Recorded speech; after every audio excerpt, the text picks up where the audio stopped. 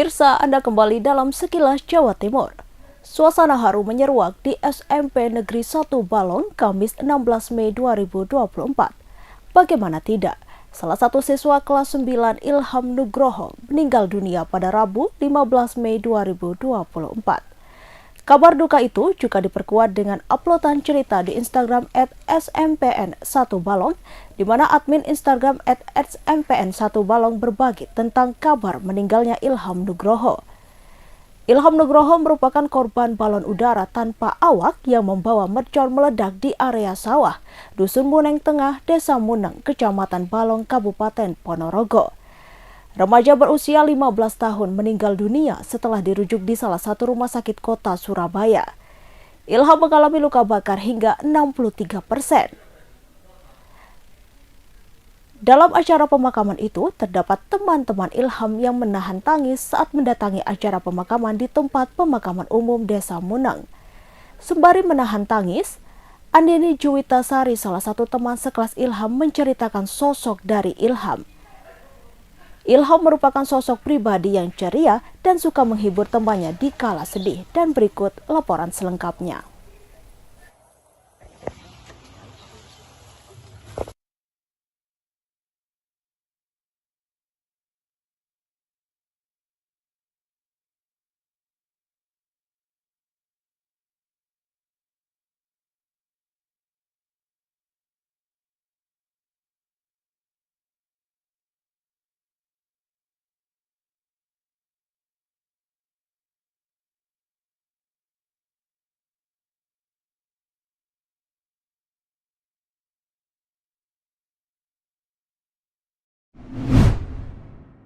Pemerintah Kabupaten Ponorogo kembali menggelar Ponorogo Creative Festival 2024 pada Rabu 15 Mei 2024 hingga Sabtu 18 Mei 2024. Ponorogo Creative Festival 2024 ini merupakan event ketiga. Dalam pembukaan yang digelar di depan alun-alun Ponorogo, terlihat event tahunan Pemkab Ponorogo ini menyedot perhatian warga Rabu 15 Mei 2024. Berbagai penampilan seperti reog yang ditampilkan oleh para difabel panti asuhan tunanetra Aisisia. Kemudian kolaborasi musik Soundfest hingga Ponorogo Creative Carnival. Tampilan-tampilan itu membuat pecah Ponorogo Creative Festival 2024. Bupati Ponorogo, Sugiri Sancoko, turut meniup trompet menandakan bahwa acara ini resmi digelar. Sugiri menjelaskan, selain Ponorogo Creative Festival, pemerintah Kabupaten Ponorogo dalam setahun menggelar event-event besar yang bertujuan untuk memutar perekonomian. Dalam Ponorogo Creative Festival ada berbagai macam rangkaian acara yang disuguhkan seperti grebek suro dan rikolo zaman Sumono.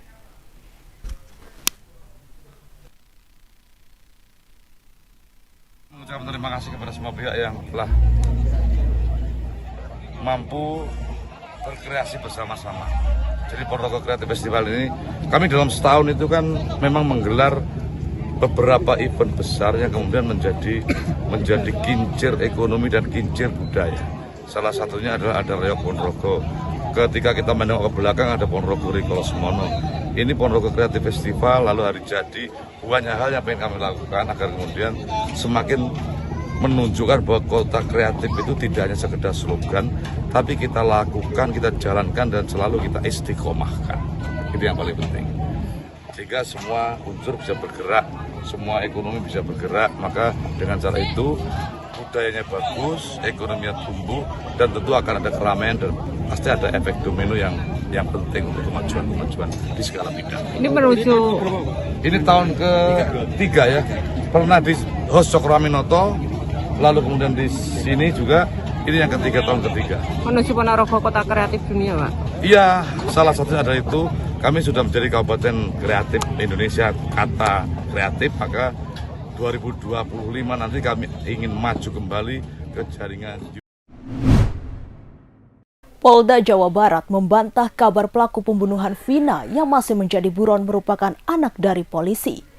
Bantahan itu disampaikan oleh Kabid Humas Polda Jawa Barat, Kombes Jules Abraham Abbas pada Rabu 15 Mei 2024. Berdasarkan hasil penyidikan dan persidangan, isu tersebut tak terbukti.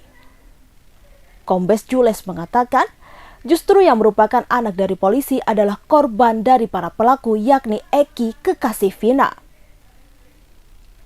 Eki yang turut menjadi korban dari kebrutalan geng motor di Cirebon itu merupakan anak dari polisi. Sementara itu, pihak kepolisian mengungkap identitas 3 pelaku yang masih buron. Padahal kasus pembunuhan Vina terjadi pada 2016 silam. Bahkan, setelah 8 tahun berlalu, polisi masih belum mengetahui identitas pasti 3 buronan itu.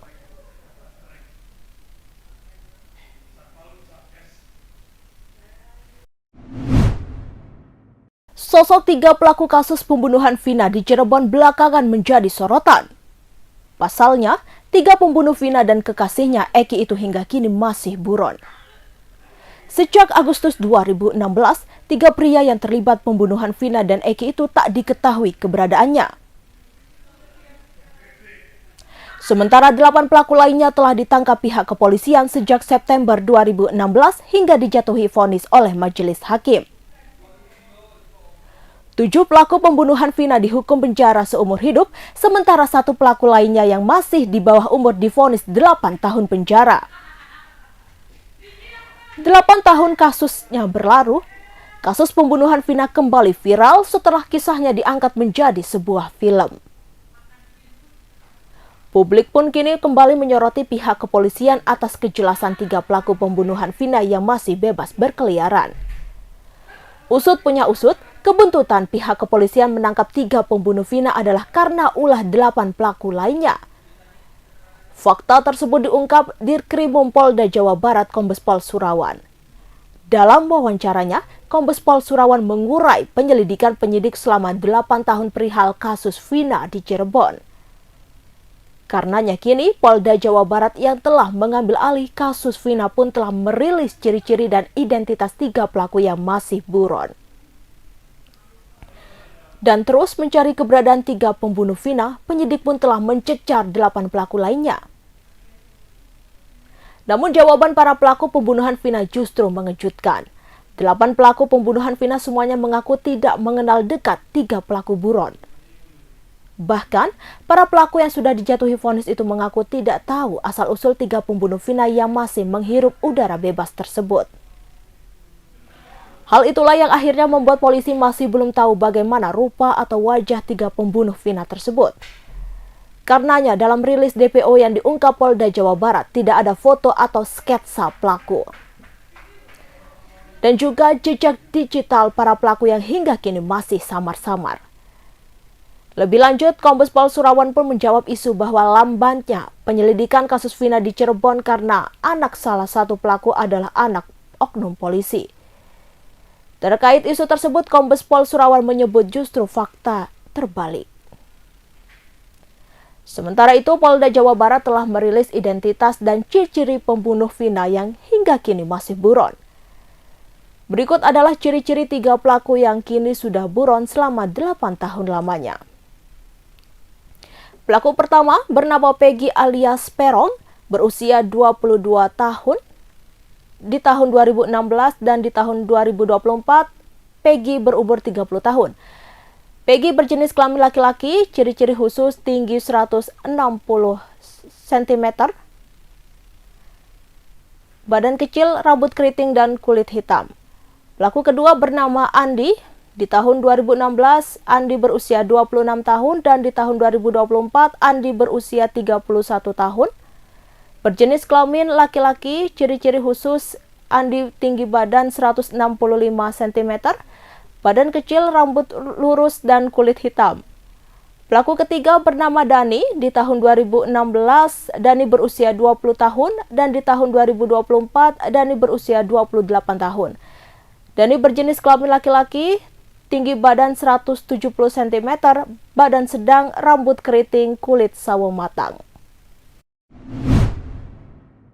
Seorang calon siswa Bintara Polri, Satrio Muktirajajo, menjadi korban begal di kawasan Kebonjeruk, Jakarta Barat, Sabtu, 11 Mei 2024 sekitar pukul 5 waktu Indonesia Barat. Akibat kejadian itu, dirinya mendapatkan perawatan medis di Rumah Sakit Tarakan, Jakarta Pusat. Setelah mendapatkan perawatan, Satrio diperbolehkan pulang ke rumah.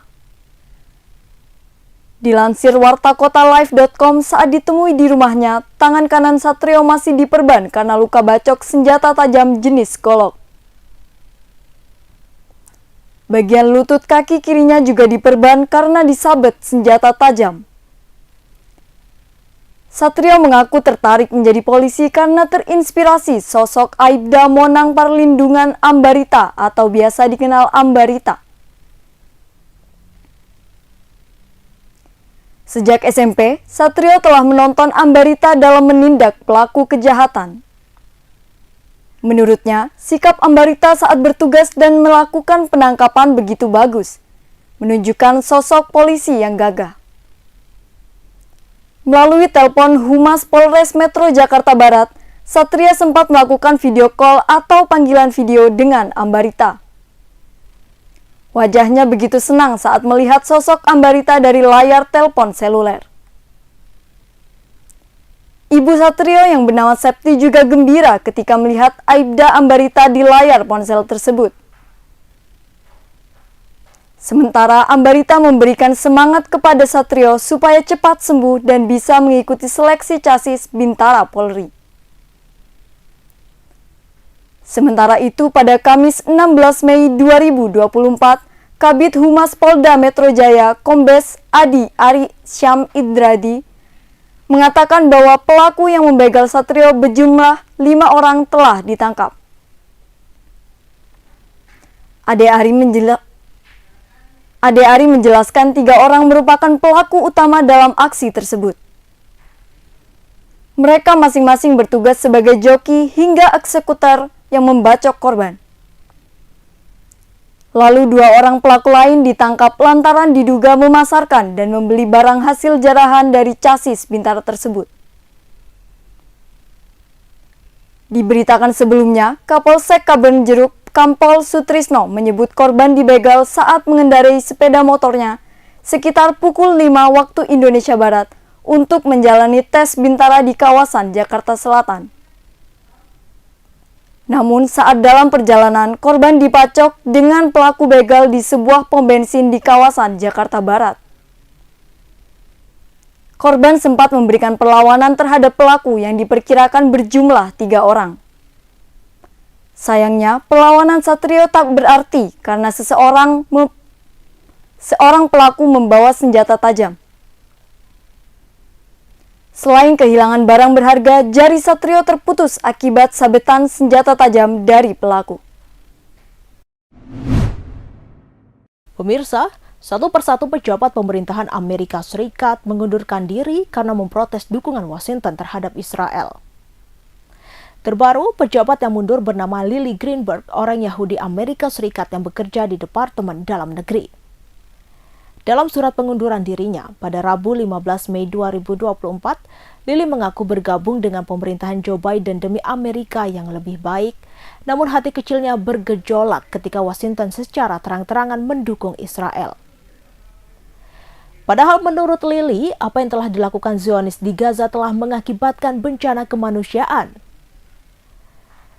Lily menekankan bahwa dirinya berasal dari keluarga Yahudi yang melarikan diri dari antisemitisme di Eropa.